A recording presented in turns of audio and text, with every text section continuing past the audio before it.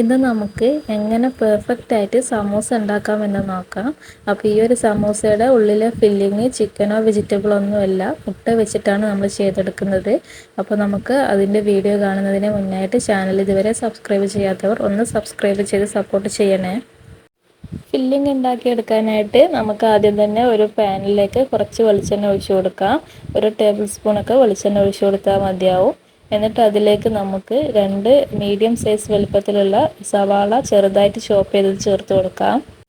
അതിൻ്റെ കൂടെ തന്നെ 1 ടീസ്പൂൺ ഇഞ്ചി ചതച്ചതും പിന്നെ ആവശ്യത്തിനുള്ള പച്ചമുളക് കൂടി ചേർത്ത് കൊടുക്കാം. എന്നിട്ട് നമുക്ക് കുറച്ച് ഉപ്പ് കൂടി ഇട്ട് കൊടുത്തിട്ട് നല്ലതുപോലെ ഇളക്കിയിട്ട് ഒന്ന് വഴറ്റിയെടുക്കാം.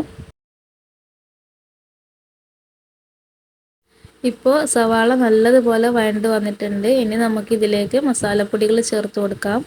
ആദ്യം തന്നെ ഇതിലേക്ക് 1/4 ടീസ്പൂൺ മഞ്ഞൾപ്പൊടി ചേർത്ത് കൊടുക്കാം.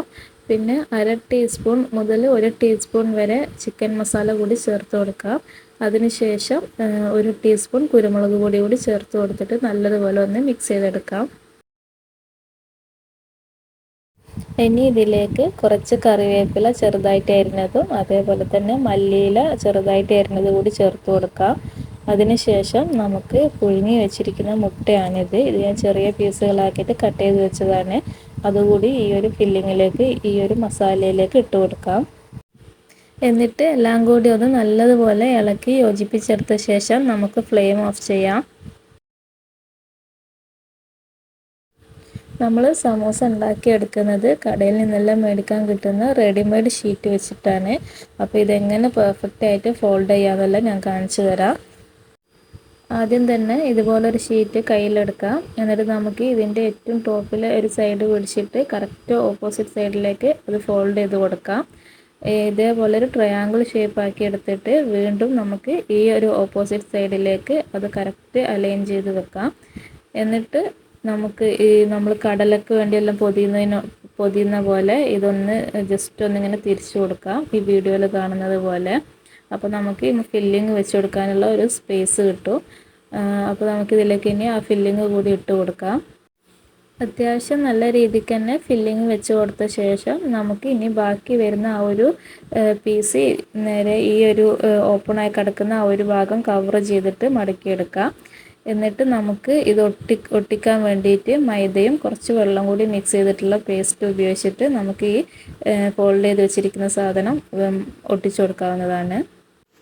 ഇതേപോലെ തന്നെ ബാക്കിയുള്ള ഷീറ്റ് കൂടി നമുക്ക് ഫോൾഡ് ചെയ്തെടുക്കാം.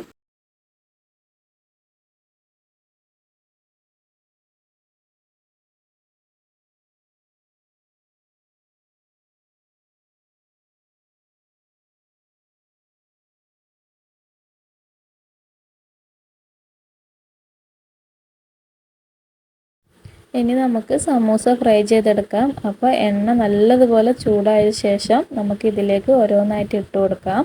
അപ്പോൾ ഇത് പെട്ടെന്ന് തന്നെ ഫ്രൈ ആയി കിട്ടും. നമുക്ക് തിരിച്ചു മറിച്ചൊക്കെ ഇട്ട് കൊടുത്തിട്ട് നല്ലപോലെ ഒന്ന് കുക്ക് ചെയ്ത് ഫ്രൈ ചെയ്തെടുക്കാം. ഇതുപോലെ ഇടയ്ക്കിടയ്ക്ക് തിരിച്ചിട്ട് കൊടുത്തിട്ട് നമുക്ക് ഫ്രൈ ചെയ്തെടുക്കാം. ഏകദേശം ഈ ഒരു കളറൊക്കെ ആകുമ്പോൾ നമുക്കിത് കോരി മാറ്റാം. അപ്പോൾ നല്ല പെർഫെക്റ്റും ക്രിസ്പി ആയിട്ടുള്ള സമൂസ ഉണ്ടാക്കുന്നത് എങ്ങനെയാണെന്ന് നമ്മൾ കണ്ടു. അപ്പോൾ ഈ ഒരു വീഡിയോ ഇഷ്ടമായിട്ടുണ്ടെങ്കിൽ എല്ലാവരും ചാനൽ ഒന്ന് സബ്സ്ക്രൈബ് ചെയ്ത് സപ്പോർട്ട് ചെയ്യണേ.